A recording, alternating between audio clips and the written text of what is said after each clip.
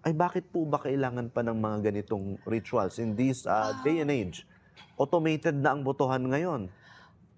pero ang daming symbolisms in the church, eh, Mhm. 'no? Ah, kung kung susundin naman natin, if we'll go back to the moment that, Pope Francis died, 7:35 in the morning, Rome time, okay? This time, wala na tayong narinig na yung little hammer na, "Tok, tok, tok, Francis, are you dead? Tok, tok, tok, Francis, are you dead? Tok, tok, tok, Francis, are you dead?" That's an old ritual na mukhang tinanggal na yung little hammer. I was told na it was done electronically to check if there are still brain waves. Pero ginamit pa din yung ritual na that was done by the Camerlengo, still asking him, "Francis, are you dead? Francis, are you dead?"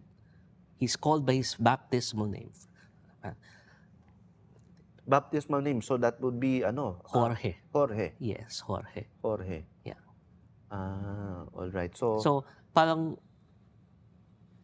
I read a novel saying na parang the Camerlengo found it parang absurd na alam mo nang patay eh, tapos gagamitin mo pa. So this time, if you remember, there was no mention of the hammer anymore. Pero nandun pa din yung ritual. Nandun pa din yung ritual, breaking of the ring, the sealing of the papal apartments, no? mhm, mhm. Because those are, siguro, let's just discuss the ring. No?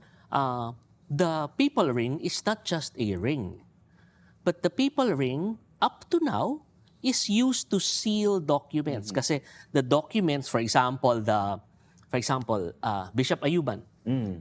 when he was made the bishop, he has a document, and it's framed in his office in Latin with the seal from the ring of Pope Francis. Mhm. Now, when the Pope dies, the ring is broken, no, to signify the end of the reign of that Pope, and I think also to make sure na hindi magamit yon for other things. Oo. So, okay, modern age, but there are still certain elements of old na nandito pa, and I think they are still very meaningful symbols. So why do we need symbols? Because they express something deep. No, they express something deep that cannot be expressed in words. No? And the symbols may be ancient, but the meaning continues on.